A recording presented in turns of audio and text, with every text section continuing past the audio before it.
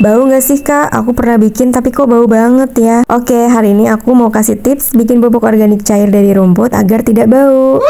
Tapi sebelum itu aku kasih info untuk yang belum tahu kalau pupuk ini cocok banget buat kamu yang saat ini punya tanaman masih dalam masa vegetatif atau masa pertumbuhan ya. Pada fase ini tanaman membutuhkan banyak nitrogen supaya pertumbuhan bagian hijau tanaman bisa maksimal. Kalau fase vegetatif tanaman sudah kuat, biasanya tanaman akan lebih siap memasuki fase pembungaan atau pembuahan. Dan juga pupuk ini bagus banget untuk sayur-sayuran yang berdaun seperti sawi, kangkung, bayam, dan sayur daun lainnya. Karena pupuk organik cair dari rumput segar ini banyak mengandung unsur mikro terutama nitrogen. Nitrogen ini sangat penting untuk pertumbuhan daun dan batang tanaman. Unsur ini membantu tanaman membentuk klorofil, yaitu zat hijau daun yang berperan dalam proses fotosintesis. Semakin baik fotosintesis, biasanya tanaman akan tumbuh lebih subur, lebih hijau, dan lebih cepat berkembang. Jadi aku lanjutin lagi ya cara fermentasinya agar tidak menimbulkan bau menyengat. Bahan pertama untuk pembuatan pupuk ini udah pasti yaitu rumput segar. Rumputnya boleh dicacah agar proses fermentasinya lebih cepat ya. Tapi kalau malas mencacah tidak apa-apa, itu artinya kamu sama malasnya dengan aku. Tanpa dicacah pun masih bisa kok. Setelah itu masukkan rumput ke wadah. Isi wadah dengan setengah atau sepertiga bagian rumput. Selanjutnya tambahkan air bersih hingga rumput terendam seluruhnya. Air ini berfungsi sebagai media untuk melarutkan nutrisi dari rumput selama proses fermentasi berlangsung. Nah, jadi kalau biasanya kamu bikinnya bau, mulai sekarang kamu bisa tambahkan molase sebagai sumber makanan untuk bakteri baiknya. Kalau bau biasanya karena banyak bakteri jahat di situ. Jangan lupa tambahkan E4 juga ya. E4 ini berisi mikroorganisme baik. Jadi kita perbanyak bakteri-bakteri baiknya di sini agar mempercepat proses fermentasi bahan organiknya. Nah, setelah semua bahan masuk, aduk campuran tersebut hingga merata. Tutup wadah dengan rapat, tetapi sebaiknya tetap beri sedikit celah agar gas hasil fermentasi bisa keluar. Simpan wadah di tempat teduh dan tidak terkena sinar matahari langsung. Proses fermentasi ini biasanya berlangsung sekitar 7-14